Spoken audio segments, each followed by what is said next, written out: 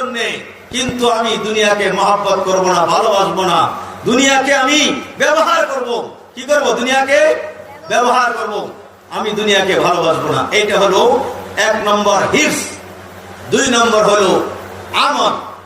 আমল মানে লম্বা আশা। আমল মানে কি? লম্বা আশা।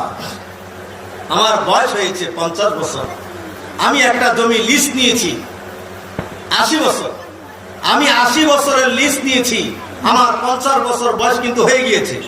80 বছরের লিজ নিয়েছি। আমি এখন 130 বছর হয়েছে। আমি কি 130 বছর বাঁচবো, এটা কি আমি গ্যারান্টি দিতে পারি? এটার নাম হলো আমল, লম্বা আশা। লম্বা আশা আমার দ্বারা সম্ভব নয়। পরিকল্পনাকারী হলো মালিক, আমি হইলাম পরিকল্পনা মেনে নেওয়ার দায়িত্ব আমার। আমি আপনার ক্ষেত্রে কাজ করি, নিড়ানির দায়িত্ব দিয়েছেন আমাকে, আমার এই ক্ষেতটা নিড়াইয়া দেন। আমি রাস্তার বগলের ক্ষেত নিড়ানির কথা এটা নিড়াই নাই, আমি নিড়াইছি আপনারও চোখের মাথায় দেয়া, আমাকে কি বিল দিবেন? পরিকল্পনাকারী হলো ক্ষেতের মালিক, তিনি পরিকল্পনা করবেন। আর যে কর্মচারী, তার হলো পরিকল্পনা মেনে নেওয়ার দায়িত্ব। আমরা সারা পৃথিবীর মানুষ, আল্লাহ তাআলার পরিকল্পনা মেনে নেওয়ার দায়িত্ব হলো আমাদের। পরিকল্পনাকারী আমরা নই। আমরা আশা করি আমার ছেলে আমার জানাজা পড়বে। আরে আমিও তো আমার ছেলের জানাজা পড়তে পারি। আমি আশা করি আমি বাংলাদেশের প্রেসিডেন্ট হব, এই আশা করা ঠিক নয়। এটা লম্বা আশা, এটাকে বলা হয় আমল।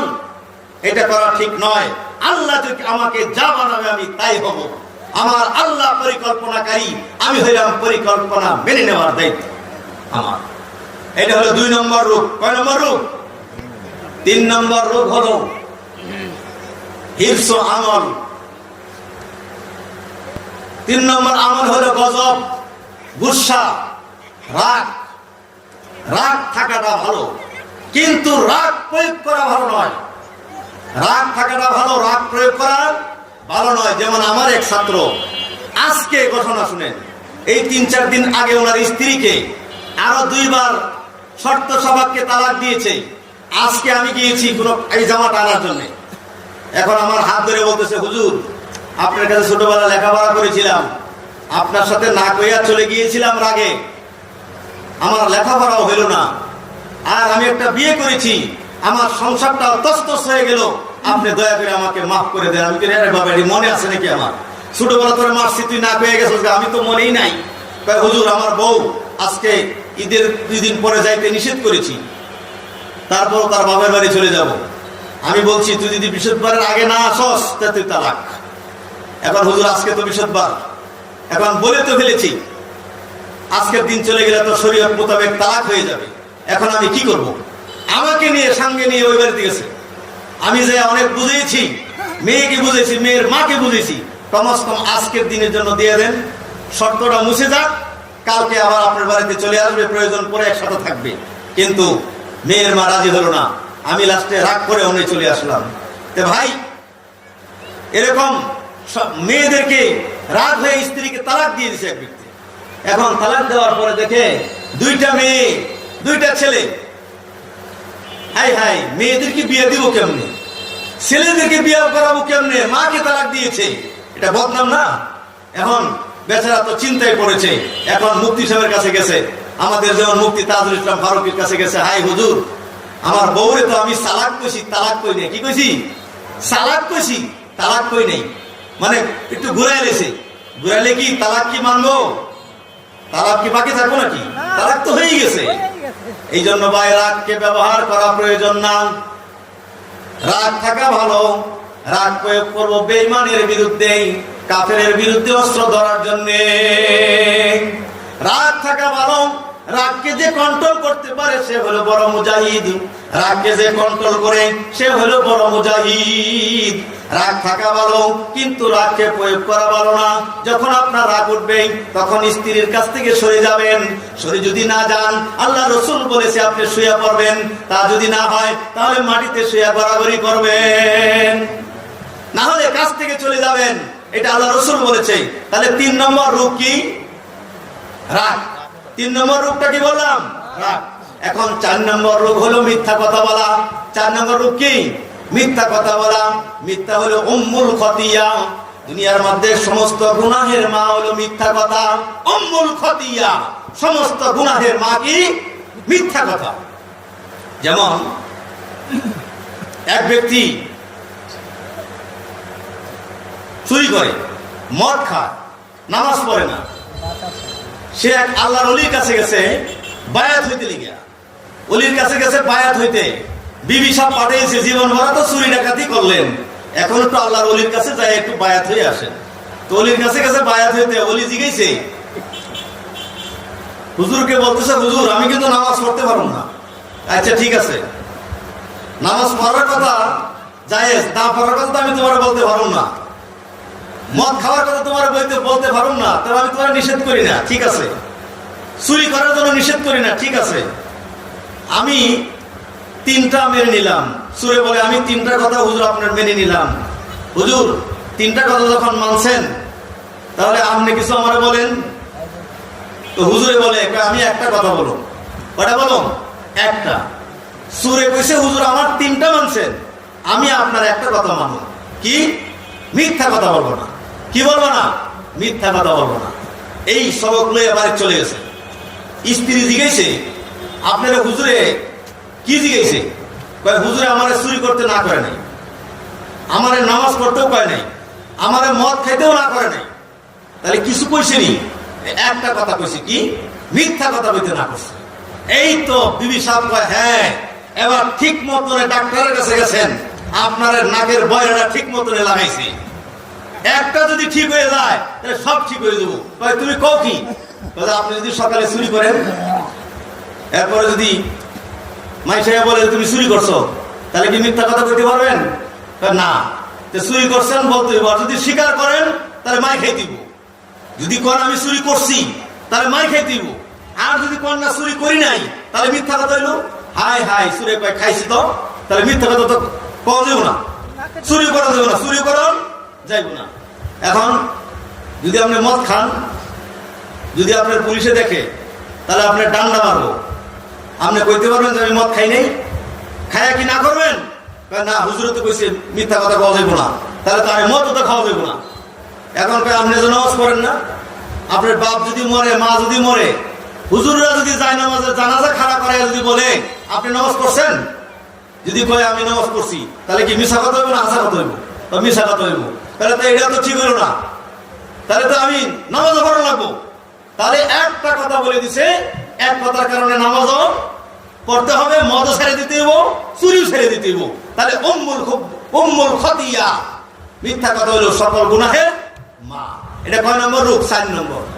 এখন একটা ওয়াকিয়া শুনেন, আমাদের মুফতি শফি রহমতুল্লাহ আলাইহি, যিনি মারিফুল কুরআন 8 খণ্ড লিখেছে, থানভী রহমতুল্লাহ আলাইহির খলিফা মুফতি শফি রহমতুল্লাহ আলাইহি, যিনি পাকিস্তানের জাস্টিস মুফতি ছিলেন, মুফতি আজম ছিলেন, উনার ছেলে আরবের আজম মুফতি তাকি উসমানী দাওয়াত বারাকাতুল আলিয়া, যিনি পাকিস্তানে এখন বর্তমানে বিচারপতি, তিনার আব্বা ছিলেন মুফতি শফি রহমতুল্লাহ আলাইহি। তিনি একদিন সফরে যাচ্ছে রাত্রের বেলা। আমরা তো এখন বউদেরকে বোরকা পরে টাইট ফিট সুন্দর ভাবে নিয়ে আমরা হুজুররাও যাই, যারা হুজুর না তারাও যায়। কিন্তু আগের আলেমরা, আমি যখন বিয়ে করেছি, আমি দিনের বেলা আমি এই বাড়িতে আসিনি, আসছি সন্ধ্যার আগে। সন্ধ্যার আগে বেড়াইতে আসছি, পরের দিন আবার সন্ধ্যায় চলে গেছি। আমার বাসা ছিল লাউখালা, সেখানে আমি রাত্রে গাড়ি যেতাম, রাত্রে আসতাম। আগের আলেমরা রাত্রে সফরে যেতেন। মুফতি শফি রহমতুল্লাহ আলাইহি ওনার স্ত্রীর নিয়ে, ছোট মেয়ের সাথে নিয়ে সফরে যাচ্ছে রাত্রে। ডাকাতের দলের নামে দেখা হয়েছে। তো ডাকাতে কয় হুজুর কি আছে দেন। তো হুজুর মানুষ সরল, সব সরল সোজা, ওনার কাছে যা আছে সব দিয়ে দিছে, যে যা আছে সব দিয়ে দেই, আল্লাহ আমার আবার দিব, দেওয়ার মালিক কে? আল্লাহ, সব দিয়ে দিছে। অন কয় হুজুর আরো আসেনি? তো আর তো নাই, আর কিছু নাই।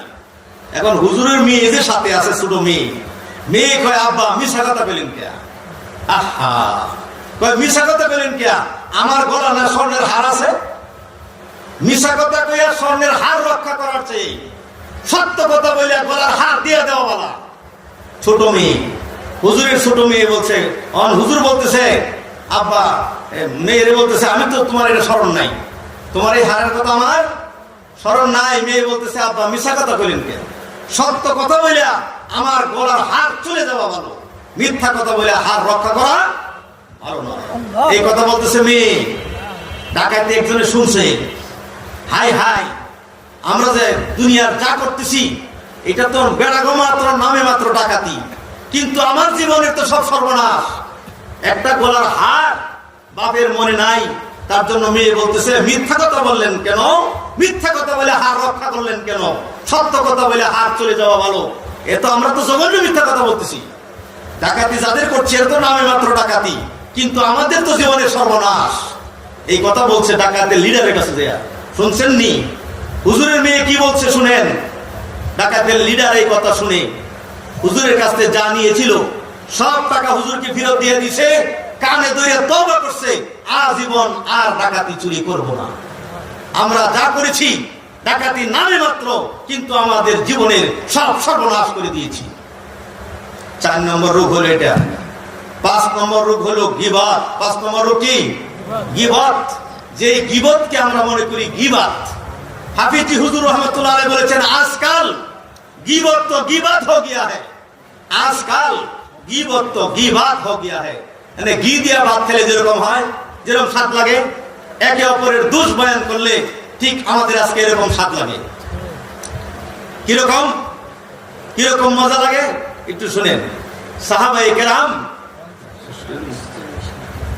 আচ্ছা আমি এই কত বসতেছে সরে শুনতো, আচ্ছা সরে আচ্ছা আমি চাচ্ছি 8-10টা রোগ একটু বয়ান করতে।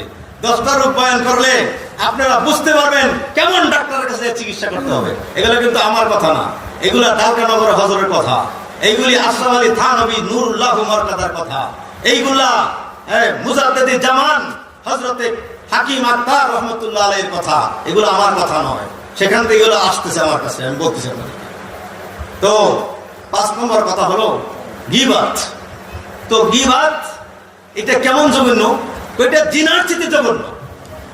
গীবত হলো জিনার চেয়ে জঘন্য। সাহাবায়ে কেরাম বলেন ইয়া রাসূলুল্লাহ, ইয়া হাবিবাল্লাহ, এটা জিনার চেয়ে কেমনে জঘন্য হলো? কজে জিনা যদি তোমার স্মরণে আসে যে আমি জিনা করতেছি, আল্লাহর কাছে ক্ষমা চাও, আল্লাহ ক্ষমা করে দিবে। কিন্তু যার গীবত করেছ তার পাও ধরে তার কাছে মাফ চাইতে হবে এবং তাকে বলতে হবে অমুক দিন অমুক জায়গায় আমি আপনার ব্যাপারে গীবত করেছিলাম, আপনি আমাকে ক্ষমা করে দিন। যতক্ষণ পর্যন্ত তার কাছে ক্ষমা না চাইবা এতক্ষণ পর্যন্ত ক্ষমা হবে না। গীবত যার করেছেন তার কাছে ক্ষমা চাইতে হবে। জিনা করেছেন আল্লাহর কাছে ক্ষমা চান, আল্লাহ মাফ করে দিবে। গীবতটা জিনার চেয়েও জঘন্য। 6 নম্বর হলো বুখল। 6 নম্বর কি? বুখল, কৃপণ। যারা ধন সম্পদ আছে দান খয়রাত করে না, জাকাতের মালিক হয়েছে জাকাত দেয় না, মনে করে 1 লাখ টাকা থেকে 2,500 টাকা তো কমে যাবে। 1 লাখ টাকা থেকে যদি আমি 2,500 টাকা জাকাত দিয়ে দিই তো কমে গেল। 2 লাখ টাকা থেকে 5 লাখ টাকা কমে গেল। হাই হাই, এই টাকা কই পাবো? কিছুদিন আগে এক ব্যাংকের ম্যানেজার আমাকে বলতেছে হুজুর টাকা দিলেও বেজাল, আল্লাহ টাকা না দিলেও বেজাল। আমি কই কেমনে বেজাল? কয় যে 1 লাখ টাকা থেকে 2.5 লাখ টাকা কমে যাচ্ছে। আমি কইছি আপনি তো নাস্তিক হয়ে গেছেন, আল্লাহর কোরআন মানে না, আল্লাহর কোরআন মানে না, আল্লাহর কোরআনের বিধান যারা মানে না তারা বেঈমান কাফের হয়ে জাহান্নামে যাবে। আল্লাহ যাকাত ফরজ করেছে, আল্লাহ কি করেছেন? ফরজ করেছেন। সেই জায়গায় যদি আপনি বলেন 2,500 টাকা আপনার কমে যাবে, তাহলে আপনার আল্লাহর কোরআনের বিধানকে আপনি লঙ্ঘন করলেন, আপনি মানলেন না, আপনি হলেন কাফের, বেঈমান হয়ে আপনি জাহান্নামে যাবেন। 2 ধরনের কোরআন অবমাননাকারী। এক ধরনের কোরআন বিধান মানে না, কোরআন জানে, কোরআন বুঝে, কিন্তু কোরআনের বিধানকে মানে না। আর এক দল হলো কোরআনের বিধান মানে কিন্তু কোরআনের উপর আমল করে না। কোরআনের উপর কি করে না? আমল করে না। এইটা দীর্ঘমেয়াদী জাহান্নামে যাবে। 2 ধরনের কোরআন অবমাননাকারী। তো বলতে চাচ্ছি 6 নম্বর হলো বুখল। বখিল আর বুয়াদ চাহে দো বাহারোবার, বখিল আর বুয়াদ চাহে দো বাহারোবার, বেহেশতি নবাসাত বহুকমে খাবার। বখিল আর বুয়াদ চাহে দো বাহারোবার, বেহেশতি নবাসাত বহুকমে খাবার। বখিল বেহেশতের কাছে যেতে পারবে না, বখিল বেহেশতের কাছে যাইতে পারে না, বকিলের কানে ধরে কান মালাতে বেহেশত থেকে বাইর করে দেবে। তারপরে হলো হাসাদ। তারপরে কি? হাসাদ, যেটা হাদিসটা পড়েছি, ইয়াকুম ওয়াল হাসাদা ফাইন্নাল হাসাদা ইয়াকুলুল হাসানাতি কামা তাকুলুন নারুল হাতাব। কয় হাসাদ হলো এরকম একটা জিনিস, হাসাদ মানে হিংসা। হাসাদ মানে কি? হিংসা। হিংসা এমন একটা জিনিস যেটা দুনিয়াও বরবাদ করে দেয়, আখিরাতও বরবাদ করে দেয়। কেমন? আপনি হজ করেছেন হিংসা নিয়ে, আপনি যাকাত দিয়েছেন, আপনি বড় আলেম হয়েছেন, আপনি বড় দাতা, দুনিয়ার সব বরবাদ, কিছু আপনার কাজে আসবে না। হিংসার সাথে যদি আপনি আমল করেন, কিছু আমল কাজে আসবে না, দুনিয়াও বরবাদ, আপনার আখিরাতও বরবাদ। এই যে হুজুর আকরাম সাল্লাল্লাহু আলাইহি ওয়াসাল্লাম, হিংসা মানে হাসাদ, হাসাদ মানে হিংসা। যেরকম আগুন কাঠকে পুড়ে বর্ষা করে দেয়, আগুন কাঠকে পুড়ে কি করে দেয়? বর্ষা করে দেয়। আপনার আমলকে হিংসা তদ্রুপ পুড়ে বর্ষা করে দেয়, সারখার করে দেয়, কোনো কাজে আসবে না। আপনি হজ করেছেন, আপনার ভিতরে হিংসা, আপনি যাকাতকারী, আপনার ভিতরে হিংসা, আপনি বলেন আমি দুনিয়ার সবকিছু করতেছি, হিংসা। হিংসা কাজে লাগবে না। কিরকম হিংসা? আপনার এক ব্যক্তি দুই ভাই ছিল, এক ভাই জিন সাধন করছে, জিনেরা ডাক দিলে জিনেরা হাজির হয়ে যায়। তো ডাক দিয়ে বলতেছে, এই তোরা এদিকে আয়, আমার বাড়িতে আজকে 100 নারকেল গাছ লাগাবি। রাত্রে লাগাইছে 100 নারকেল গাছ। হ্যাঁ, ভাইয়ের বাড়িতে লাগাইছে 200 নারকেল গাছ। কয়শ? 200। সকালবেলা উঠে দেখে, আরে আমি লাগাইতে গেছি 100, আমার বাইরে তো আমি লাগাইতেই কই নাই, হেরে লাগাইলো 200। জইলা পুরিয়া সার খা। কিরম জ্বলা জ্বলছে মনে করেন? লাগাইতে গেছি 100, এর বাইরে লাগাইছে কয়শ? 200। পরের দিন আবার ডাকছে, তারা হাজির আইছে। কি কেন ডাকছেন? ডাকছি আজকে আমার একটা বিল্ডিং করে দিবে একতলা, রাত্রের মধ্যে বিল্ডিংটা চাই। জিন্নাতরা সব মিলে রাত্রের মধ্যে বিল্ডিং কমপ্লিট, একতলা। তার বাইরে করছে 2 তলা, বাইরে করছে 2 তলা, 2 তলা, হের করছে 1 তলা। পরের দিন ক্রোধে রাগে সব ফেটে যাচ্ছে, পাইলে জিন্নাতরে খায় হলায়। পরের দিন আবার ডাকছে, এই তোরা দিকে ব্যাপার কি? তোরা আমার একটা চোখ উঠে এলে আজকে। কি উঠেবি? চোখ। আমার চোখ একটা উঠে এলে। এমন করছে, চোখ যদি আমার একটা উড়ায়, প্রতিদিন নারকেল গাছ লাগাইতে গেছি 100, হে আমার বাইরে লাগাইছে কয়শ? 200। বিল্ডিং একতলা করতে গেছি আমারটা, বাইরেটা করছে 2 তলা। আজকে যদি চোখ একটা উড়ায় আমার, তো বাইরের কয়টা উড়াইবো? 2টা। তাহলে নারকেল গাছ আমি খাবো, বিল্ডিং দালান গোটা কি আমার, ঠিক না? ঠিক। এখন চোখ একটা উড়ে এলেছে, তার বাইরের চোখ উড়াই না একটা। কি বুঝলেন? চোখ একটা কোথায় উড়ে এলেছে, বাইরের চোখ একটা উড়াই নাই। এখন ডাকছে আবার, কি রে, প্রথম দিন কইলাম নারকেল গাছ 100 লাগাইতে, হ্যাঁ লাগাইছে 200। পরে কইলাম একতলা বিল্ডিং করতে, হ্যাঁ করলি 2 তলা। আমি কইলাম চোখ আমার একটা উড়াইতে, হ্যাঁ একটা উড়াইলে না, কারণ কি? আপনি তো আমাদেরকে জ্বালাইছেন, হ্যাঁ তো আমাদেরকে জ্বালায় নাই। আপনি তার লগে হিংসা করিয়া আমাদেরকে বারবার খালি ডাকছেন, সে তো আমাদেরকে জ্বালায় নাই। আপনার মনস্তব ছিল, চোখ হ্যাঁ 2টা উড়ে গেলাম। নারকেল খাস সব খাইবেন নারকেল, আপনি দালান কোঠার মধ্যে ঘুরবেন, বিল্ডিং এ থাকবেন আপনি, এই জন্য তার চোখ উড়াই নেই, আপনারটা উড়েছে। এটার নাম কি? হাসাদ। ধরে বলেন, এটার নাম কি? হাসাদ। বাংলা বলে হিংসা। তারপরে হলো কিবর। তারপরে কি? কিবর। কিবর মানে অহংকার। কিবর মানে কি? অহংকার। আমি বড় হাজি, আমি বড় দাতা, আমি সব কিছু করেছি, এটাকে বলা হয় অহংকার। এটাকে বলে কি? অহংকার। আমি বড় আলেম, আমি বড় বক্তা, আমার পরে যারা আছে এরা বয়ানই জানে না। কি বয়ান করে? এটা কি ভালো লাগে না, কি বলছি, ছোট্ট দেয় না, খালি গল্প করতেছে হুজুরে। কথা বুঝছেন নাকি? অহংকার। যে কোনো বিষয়ে অন্যের চেয়ে আমি বড়, যে কোনো বিষয়ে যে কোনো দিকে অন্যের চেয়ে আমি বড়, এটার নাম হলো কিবর। তারপরে হলো রিয়া। তারপরে কি? রিয়া মানে লোক দেখানো। যেরকম মূর্তি পূজা, ওলামায়ে কেরাম মূর্তি পূজার সাথে সামঞ্জস্য দিয়েছে। যারা মূর্তি পূজা করে এরা লোক দেখানো পূজা করে। আপনি নামাজ পড়েন লোক দেখানোর জন্য, আপনি দান করেন লোক দেখানোর জন্য, আপনি মসজিদ করছেন লোক দেখানোর জন্য, আমার মায়ের নামে হইতে হবে, আমার বাপের নামে হইতে হবে। আপনি মাদ্রাসা করছেন লোক দেখানোর জন্য, রিয়া। এটাকে পূজা বলে, লোক দেখানোর জন্য এটা পূজা। পূজার সাথে সামঞ্জস্য করেছে, রিয়া কাজ কোনোদিন কাজ করবে না। তারপরে হলো কিনা। কিনা মানে দুশ্মনী। কিনা মানে কি? দুশ্মনী। দুশ্মনী বিনা লাভে আপনি দৌড় পারতেছেন, বিনা লাভে। আপনি যদি 2 হাত দৌড়ান আমাকে, আপনার কয় হাত দৌড়াইতে হবে? নিম্নে 1 হাত দৌড়াইতে হবে। আমাকে যদি 4 হাত দৌড়ান, আপনার 2 হাত দৌড়াইতে হবে। তাহলে কি লাভ হইল? আপনি তো দৌড় পারলেন, দৌড় ছাড়া তো নাই। তাহলে আমি আপনাদের সামনে 10টা রোগের কথা বললাম। এই 10টা রোগের মধ্যে হাসাদ যে রোগটা আছে, এই রোগের চিকিৎসাটা আমি দিতেছি আপনাদেরকে। আর রোগের চিকিৎসা দিব না। হাসাদ রোগের চিকিৎসা, এটা থেকে বাঁচতে হলে আমার কি করতে হবে?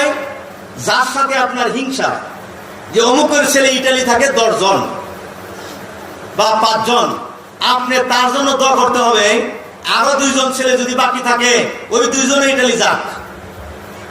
একজনের ছেলে আছে 3 জন সৌদি আরব থাকে, একজন সৌদি আরব গেছে, আপনি দোয়া করবেন তার আরো 2টা ছেলে সৌদি আরব যাক। এই দোয়াটা যদি আপনি করতে পারেন, তাহলে আপনার হাসাদের চিকিৎসা হবে। আর যদি এই দোয়াটা না আসে, আপনার তাতে আসবে না, আপনার অন্তর থেকে আসবে না, আপনার কলিজা ছিঁড়ে যাবে। হাই হাই, তার 3 ছেলে বিদেশ যেতে দোয়া করুন, আমার 2 ছেলে যায় না, আবার হেরে একটা বিদেশ গেছে, আরো 2টা লেগে দোয়া করবো আমি, কলিজাটা ছিঁড়ে দেবো আপনার। এই দোয়াটা যদি আপনি করতে পারেন, তাহলে আপনি হাসাদ থেকে বেঁচে থাকতে পারবেন। আর যদি এই দোয়াটা আপনার ভিতর থেকে না আসে, তখন আপনি মনে করবেন আপনি হাসাদকারী, আপনার ভিতরে হাসাদ আছে। আপনি যদি তার ছেলের জন্য দোয়া করেন, আল্লাহ তাআলা আপনার ছেলের ব্যবস্থা করে দিবে। বুখারীতে লিখেছে, মিশকাত শরীফের হাদিসের মধ্যে লিখেছে, কোন বান্দা যখন অপরের জন্য দোয়া করে, আল্লাহ তাআলা তার মনের বাচ্চা সবকিছু আল্লাহ তাআলা পুরা করে দেন। আপনাদের একটা আমল বলছি, শেষ 2 মিনিট আছে। একটা আমল বলছি, সকালে 3 বার, মাগরিবের নামাজের পরে 3 বার পড়বেন, 4টা রোগ থেকে মুক্তি পাবেন। কয়টা? 4টা। কুষ্ঠ রোগ হবে না, প্যারালাইস রোগ হবে না, অন্ধ রোগ হবে না, পাগল হবেন না। কি হবেন না? পাগল হবেন না। কয়টা রোগ হলো? 4টা। কুষ্ঠ রোগ হবে না, অন্ধ রোগ হবে না, পাগল হবে না, আর প্যারালাইস হবে না। এই 4টা রোগ থেকে মুক্তি পাবেন। মাত্র 3 বার বলবেন ফজরের নামাজের পরে, আর 3 বার বলবেন মাগরিবের নামাজের পরে। সুবহানাল্লাহিল আযীম। আওয়াজ করেন, সুবহানাল্লাহিল আযীম ওয়া বিহামদিহি ওয়ালা হাওলা ওয়ালা কুওয়াতা ইল্লা বিল্লাহ। সুবহানাল্লাহিল আযীম ওয়া বিহামদিহি ওয়ালা হাওলা ওয়ালা কুওয়াতা ইল্লা বিল্লাহ।